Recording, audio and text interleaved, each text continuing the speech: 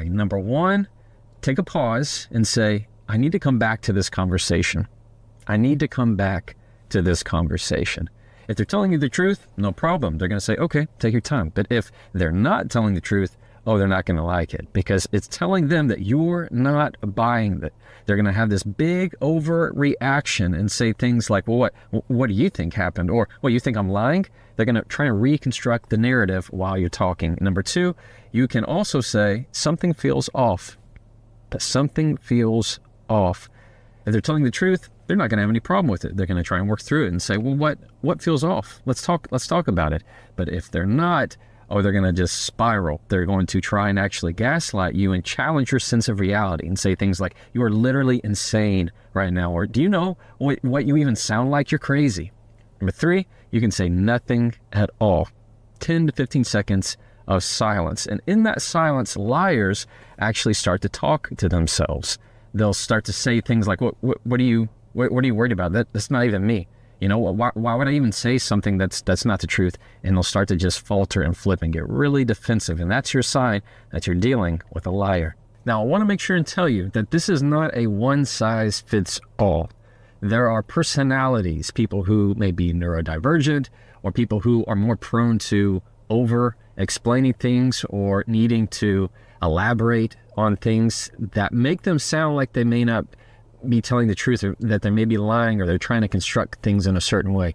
That's not the indicator. I don't want you to think that people who have to talk a lot necessarily are lying to you. The key, the indicator that I like to see, or that I look for, is a big overreaction, where we might be talking at a level 3, and as soon as I may try to challenge a little bit of the fact to say, that doesn't seem to match up to me, something feels off, they go all the way to 12, where all of a sudden they are highly defensive, they are on the attack, they're starting to say things that are ugly, they're starting to challenge in a way that it is not meshing with the level of a 3 that we were previously talking at. So when you see this big heightened overreaction followed by major defensiveness, that's your indication that I need to trust my gut here. I need to listen to myself, not just what they're saying, but really what my sense is. Because every one of us, you and I and everybody, have a sixth sense about us when we can tell somebody is not telling the truth, somebody is not being entirely genuine. So I don't want you to think that just because they're elaborating or over-explaining, they're trying to pull one over on you. Everybody has different ways. And you're going to know based upon the personality and specifically what you're talking about. Maybe you're talking about something in a relationship, maybe some kind of fact that you know to be true, and they're trying to push you another way. Just be careful about it and understand that one size does not fit all. One thing about liars is that they don't like delay. Whenever you add distance between what they said and when you believe or don't believe what they said, they just twist in the wind. They hate it because it tells them that you are not taking the bait. They want that immediate reaction. They want you to just continue to go along as if everything they said is fine. They want to be a smooth liar. They want everything to be just fine for you to take their story. But the more suspicious you are, the more they will push back at you. Understand that those who tell the truth, they really have no problem with it. You take all the time you need. I know my truth is my truth. So let's put it in an innocent example. Let's say you asked me, you said, Jefferson, what did you eat for breakfast this morning? And I said, oatmeal. And they go, I don't know about that. Are you lying to me? I'd say, no. And the more defensive they got, the less I'm going to get upset about it because I know I'm telling the truth. I know what I ate. You need to take a break from the conversation. You need to think about something. Something feels off to you. Okay, let's talk about it. Why does it feel off? But I know what I did. I don't have to hide anything. But if I'm telling a lie, well, then I'm going to get more defensive that you're not buying it. So often when people are delaying that conversation, the more liars are going to twist off. Just be prepared for that. Well, I like to start off with number one of, this is something that I need to come back to. When you say, I need to come back to this conversation, or I need to think about this, it's delaying it. You're saying, okay, I hear you. I need to do some thought on my own, process this, and then come back. In other words, I need to do some research. Liars don't like you to do research. They want you to just buy exactly what they said. So understand that that is something that is going to be part of that package when you say, I need some time to think about this. And it also empowers you to say, look, I know what I heard, but I also know what I know. I know my facts. So I'm going to take some time with this and I'm going to think things out. That's the way to respond in those situations. Another reason that I like number 2, and that is something feels off, that is really easy for you to just say something feels off. They're going to say, what's wrong? You go, something feels off. People who are telling the truth have no problem talking with you through it. Okay, just let's talk about it. What feels off? Let's talk. People who are liars don't want to talk. They don't want to talk. They just want you to believe. They want you to take it hook, line, and sinker. So they will have this big reaction. Don't be afraid. And if in that moment they try to, what they call gaslight you, or try to say that attack your character, they attack you personally and say you're crazy, you're insane. Do you know how literally insane you sound right now? Right. Don't take that kind of bait. That's all it is. It's just bait. They're going to try and get a rise out of you, because the more upset that these people can make you, people with toxic traits or narcissistic tendencies, they're trying to get a rise out of you to get you more upset. And now you're fighting about the lie, and you know what they're going to do? They're going to keep going all the way to a level 12, and then they'll flip on you. They'll flip and say, I don't know why you're always attacking me. You know, you never believe me. You remember what you did 4 months ago? Something that they bring up the past, and all of a sudden they're pointing out that they're the victim and you're the one that's the attacker or the offender, just not believing them and never understanding them, and you don't really get them. And now all of a sudden you feel like you're in a position where they're wanting some kind of apology. And this is just another instance. Stay away from that. Listen to me. Stay away from that. When you add silence and add delay, even 10, 15 seconds of silence makes a huge difference when it comes to handling somebody who's a liar. Because if you were to point out right away, that's a lie, you're a liar, you think they're going to go, yep, you're right, dang, you got me. You're so good, you got me. Absolutely not. They're going to say, what? No, I'm not. I'm a liar. Oh, yeah, me? What about you? And all of a sudden, it's just going to get worse. They'll double down on it, and you're going to have to peel back layer upon layer. But if you just give the silence, they will have that conversation for you. They will have the conversation in their head that, oh my gosh, they're not buying. Okay, I need to tweak. I need to pivot. I need to say something else, or I need to a little bit more reveal the truth without you having to say a thing. Now that is true control. I'm going to share a story real quick with you. When I was probably about 3 years ago, I had a case, and often in car wrecks, a major issue is texting while driving, as you can imagine. Now, people don't like admitting that they're texting while driving. Everybody does it, and it's terrible. It's a major cause of commercial and personal auto case accidents. So a part of the question generally in a deposition is whether somebody was texting. Well, I was talking to this guy, taking his deposition. He was on the other side of me, and I asked him, I said, were you texting while driving? Automatically said, no, I never text while I drive. Problem number one, he just said, I never. Never is an absolute. So if you're going to use an absolute, if you're going to say never, it better be never. So first thing he said was, I never text while I drive. Well, here's the thing. I already had his cell phone records. I had all of his mobile records. You don't know what people are texting. You just can see the transmission of when they send a text, when it was received. I already had all that because his attorney gave it to me. It's part of the trial. So I already know I have that, but I don't bring it up right away. Instead, I just give about 10 seconds of nothing. 10 seconds of nothing. And I just kind of looked around the room, looked at him for a second, and in that moment, within not even 10 seconds, he said, well, I mean, I sometimes I do, but most of the time I don't. Right there. Okay, he just, what they call in Texas, crawfished here in the South, meaning you're backing up. You're backing up what you just said. You're actually going back on it, saying, well, I mean, he went from I always or I never to, which is an absolute, to, well, I mean, I sometimes do, but I wasn't doing it right then. All I did was repeat his lie. I just repeated it. I said, you never text while you drive. All of a sudden, he started like, well, I mean, sometimes I do. And I gave it a little bit more time, and then I followed it up with, you were texting your coworker that day, weren't you? At that point, he was so far off the ledge that you're inviting him to come back. And at that point, he was just kind of relieved. He's like, yeah, I think I was. Yeah, I'm pretty sure that I was. And at that point, I just tweak it a little bit more. You were. It's not a you think you were. You were. Yes, I was. Boom. Right then. I don't have to call him out as a liar. I don't have to have this big ordeal. I don't have to try and hurt his credibility in a harmful way. I can still be respectful and give him just a chance to walk off the plank. Often just giving that a moment of silence and letting them hear their thoughts and saying, nobody in this room is believing this right now. They understand that all their feet, the floor underneath them, the carpet underneath them just got pulled. They have nothing else to stand on, and they'll go back to safety because they know that their lie is not being taken. Now we're at the point of the podcast where I get to read a question from a follower. If you're not already part of my newsletter, I send a communication tip once a week right to your inbox where you can ask me questions and I get to respond to it. It's a lot of fun for me, and I always pull one so I can talk about it in the podcast. This one is from April. April is in Nashville, Tennessee. Jefferson, I love your stuff so much. Thank you, April. I have an issue whenever I'm trying to explain something. Sometimes I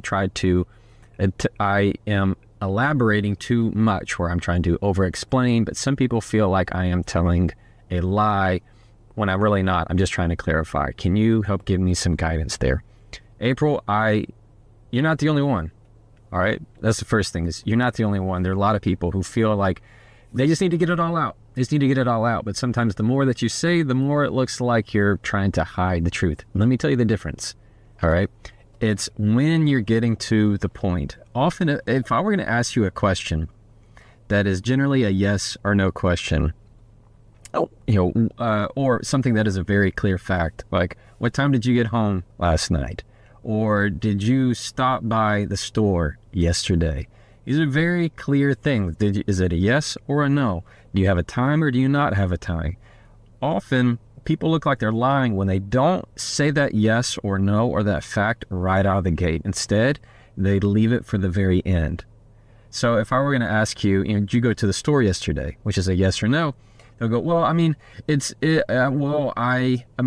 they'll start talking about, well, first I went here and then I went there, and they lay out this timeline. There are a lot of people who they will have to say a timeline first, like, well, I went here, then you said that, and then I did this, and they need to construct it in a certain way to get it all out. There's nothing wrong with that. You just have to be careful to make sure that when somebody's giving you that time frame, they're not reconstructing it in a way that does not match what you know of the facts. But what causes the problem, April, is when you wait to the very end to say that yes or a no. If I ask you what time it is, and you start talking about something else, and at the whole point I'm thinking, why aren't you answering my question? Why aren't you answering my question? You're just trying to explain. What I hear is you're trying to delay and you're trying to hide. What can eliminate that is when you give the answer, your point, right out of the gate, and then say, can I explain? Period. Did you go to the store yesterday? Yes, I did. Can I share with you something else? All right. That's going to give you a whole lot more room to say, I need to get some stuff off my chest. Or there's sometimes a question isn't a yes or a no. Lots of times my clients get in a deposition, they get asked questions. And what I train them on is some questions aren't a yes or a no. They're not black and white, but attorneys sometimes will try and corner them. And some people try to corner you into certain conversations. Instead, you just answer with, that's not a yes or no question for me. That question can't be answered in a yes or a no. That's what I teach them. I can't answer that question in a yes or a no. Can I explain? Or I'm happy to explain, and I'm happy to share some more on it. So I don't want you to feel pressured that just because you need to explain things, it means that you're not telling the truth. That's not what that means. All that means is you just need to rearrange the structure of your sentences. Give the point at the very beginning, then explain, rather than first thing out of your mouth is, let me explain.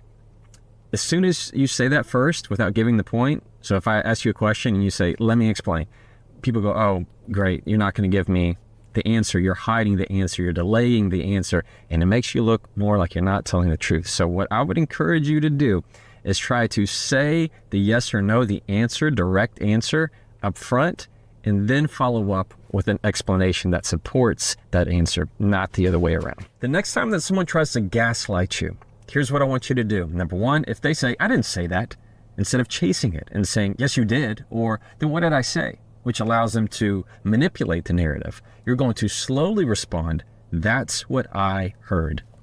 That's what I heard.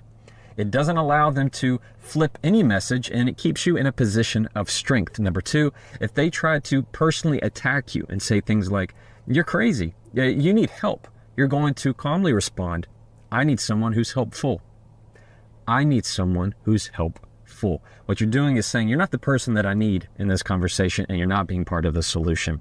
And that's where I'm going. Number three, if they say something like, you're imagining things, you're going to say from a position of strength and assertiveness, I do not imagine facts. Here's where you can get almost a little bit indignant. I do not imagine facts. What you're saying is, I know exactly what happened. I know what my facts are, and I'm not coming away from it. And before I continue, I want to make sure that I give this disclaimer. All right, I'm not a psychologist. I'm not a therapist. If you have legitimate questions about gaslighting, feel free to ask them. I'm going to tell you what I know it to be and what I've interacted with in my line of work in the legal field. Gaslighting is a term that can be thrown around way too easily. Okay, it seems to be a very easy replacement for somebody who just simply disagrees with you that you don't really like. That's not it, so be careful with that term. Gaslighting is a much more serious issue, and the goal of it is to make you question your reality, to make you question who you are and how you make judgments and decisions about things. And a very simple example, let's say you and I are sitting across from each other and I start tapping my pen, and then I stop and I start tapping my pen again. You go, I need you to stop. I go, what are you talking about? You were tapping your pen. I said, no, I'm not. No, I wasn't. I've never been tapping my pen. And I tap it a little bit later. And again, I denied. I said, you're just making things up. You're imagining things.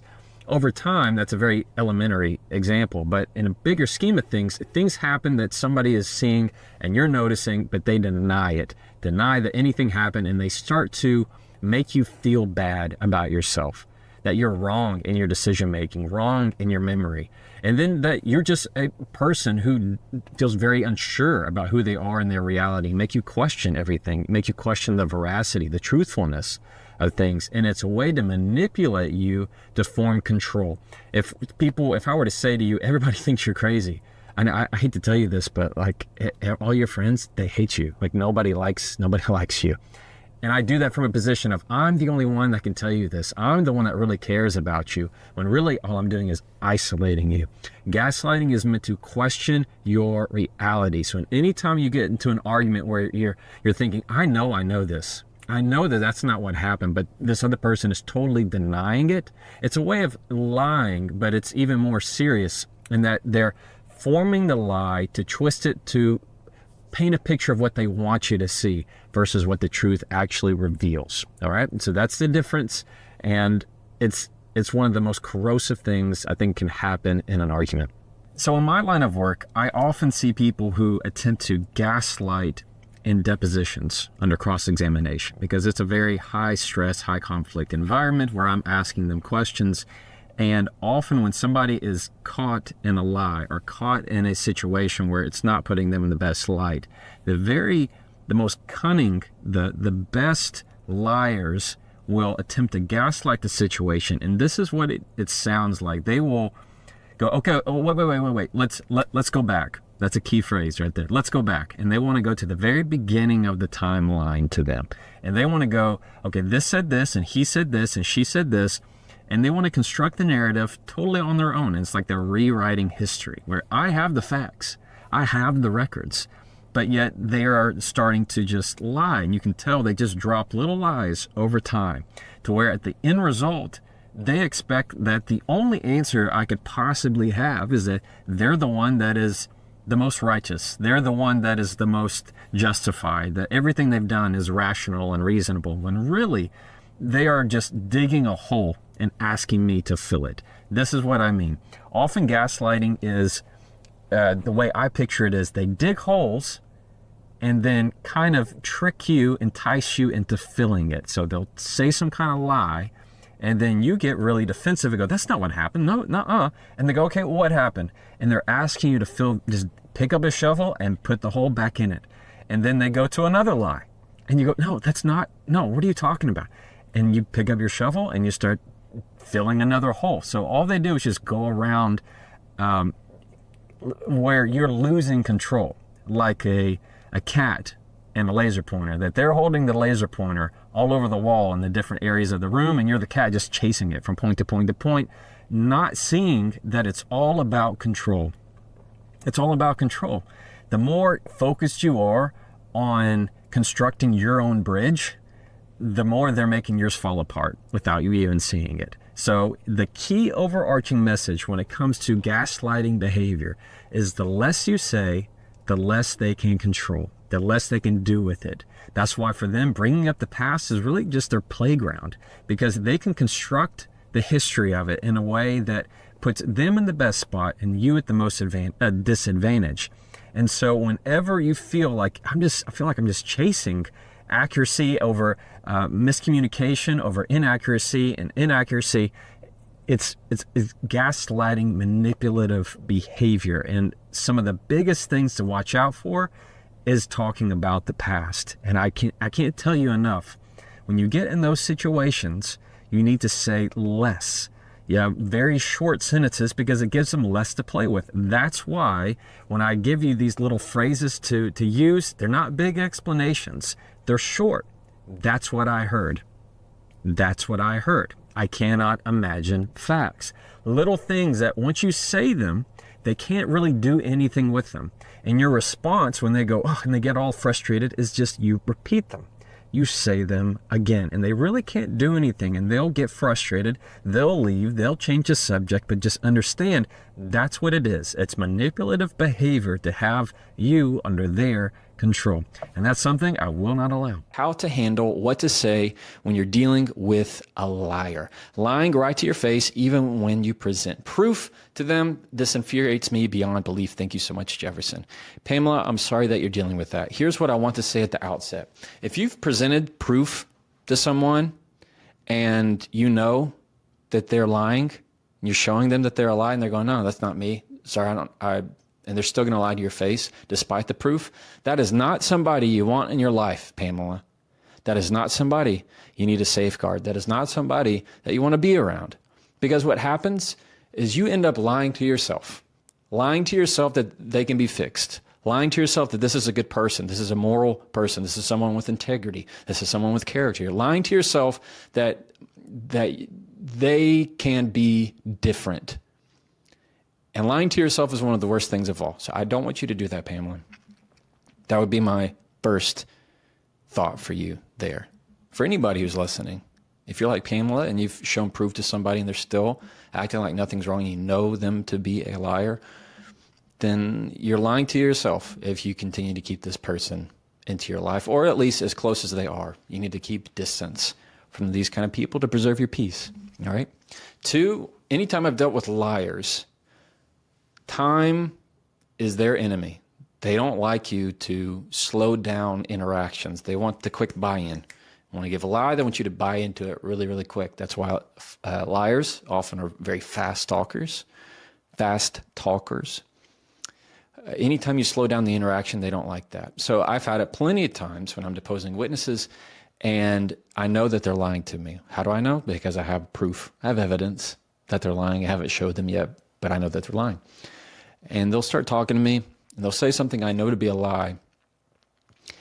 And then right after they're finished telling the lie, I go really quiet, like awkwardly long quiet. And the liar they'll start to wilt.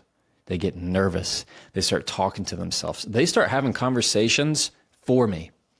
They'll start having conversations like, well, why would you think I would do that? Or they might, what we call down here crawfish, they might start to back up. They start to back off the lie. They might say, well, sometimes I don't do it all the time, but maybe. I could have. It was pretty dark. And they try to start to resurrect and fix their story. Or they're asking for input from me to try and fix their melting sandcastle. They might say something like, well, what do you think happened? Why would you think I wouldn't? Because they're wanting to hear me so they can take it, spin another lie, and try and fix the wall that's starting to break on their lie. So time is to your advantage. Third is use little phrases that is going to clue them in that you're not believing it. These are phrases that I like to use, and this is something feels off. They might say, what do you think? And I go, I don't know. Something feels off. I can't put my finger on it. I don't know. Something feels off. And it will just absolutely drive them nuts.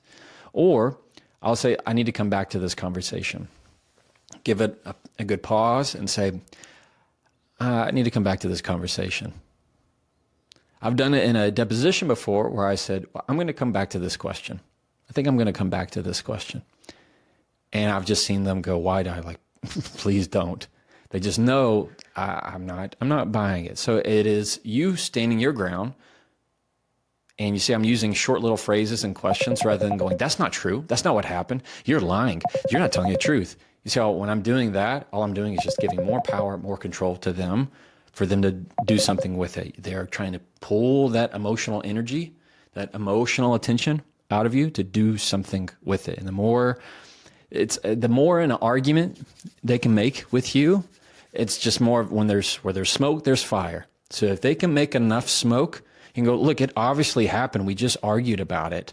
We just spent 30 minutes.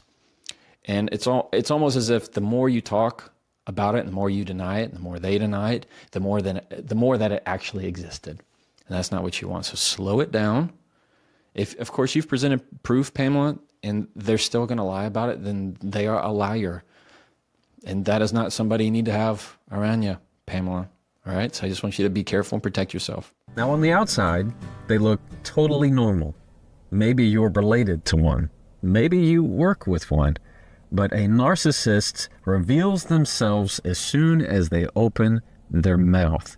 Now, if you don't know exactly what a narcissist is, as if you've heard this term a lot, but you're not really sure how to define it, I'm going to break it down very easy. And it is simply somebody who cannot imagine thinking about someone else. They can't put themselves in somebody else's shoes. It's always about them, how great they are, how wonderful they are. If somebody else is having a good time, they need to be having a better time. If they're frustrated, they need you more frustrated. They understand that it is not empathy that they do. It is all about the gratification of oneself, and they just can't get there. It always has to be about them. They're always the victim. And it will always be that way. And the best thing about a narcissist typically is they have no problem telling you that they're a narcissist. So here's some tools that I'm going to give you the next time that you find yourself talking to a narcissist. Number one, don't play the game. Anytime you're talking to a narcissist, you are playing a game. It's a game I call praise or provoke. But at the end, we're going to find it's a rigged carnival game. It's not something that you can win, so we're not going to play it.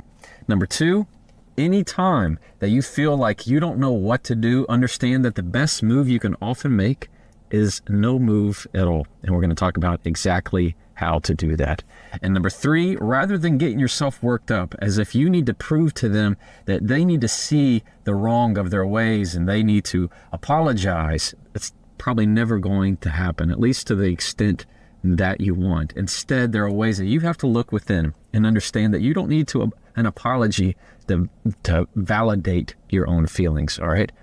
How to talk to a narcissist. Now, I want you to understand for a minute, I am no psychologist. I'm not a therapist. I'm not somebody that has a degree in this. So I'm going to be very clear with you. I'm not in a place to diagnose somebody as a narcissist. And unless you really have the ability to clinically diagnose somebody, you have to be very careful when you use that word. It's often overused for anybody that's doing something negative that they don't like, or maybe they're just not understanding you in a certain way and they're not being willing to understand you. It's easy to just throw over a blanket and consider them a narcissist. I want you to be very careful about that. So that disclaimer out there, there are people that are diagnosed as narcissists, and there are others that just have narcissistic tendencies or behaviors. So I want to make sure you understand that distinction. I typically see narcissistic behavior in my line of work. I see it among attorneys, certainly, when you have that kind of ego of who's right and who's wrong and who has more cases, who's been more successful. I see that a lot. But often it's in cross-examination. I am cross-examining somebody, let's say they're an expert in something, or it's a personality that's on the other side of the fence as me in a case, and I have to cross-examine them, and they're just never going to admit any kind of blame despite the evidence that suggests otherwise. And so the tools that I'm going to be discussing with you today, I want you to understand are about as practical as they can be, because there is a place that you have to go in your mind to be able to regulate yourself and go to when you know that you are talking to a behavior like this, that you have to separate that person from their behavior and understand that what they're doing is a game, which is why rule number 1 is don't play the game. Anytime you're talking to a narcissist, you are walking into their trap. That is a game that they like to play. I call it praise or provoke. In other words, if they don't feel like you're praising them enough, if they're not getting enough accolades in the discussion, they will turn to provoke. They will start an argument with you because they delight in your frustration just as much as they delight in your praise. And you feel like it's something you can win.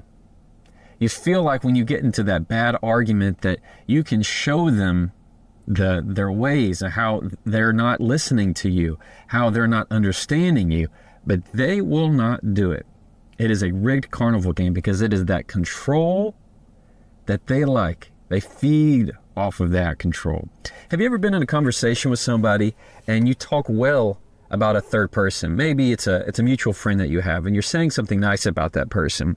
The narcissist will typically go, oh, well, yeah, well, I've heard about X, Y, and Z, and say something terrible about this person. Or they'll say, oh, yeah, well, I mean, I did this. How about me? They'll try and focus and put that spotlight on them. Narcissists want that spotlight entirely on them. Unless they've done something wrong, then they'll quickly try and put it on you. The key here is understand that this is a game. Often it is a game. It is a something that they enjoy in the back of their mind. And the best thing you can do is not play that game. So key number 1 is recognition. Recognizing that you are in a game and you're going to choose to take your pieces off of the board. You don't have to play it. And that's why rule number 2 is that the best move you can make is no move at all. Meaning silence is your best friend. Often when you're in a conflict with a narcissist and they're saying terrible things, you want to push back against it. You want to think that you can beat it.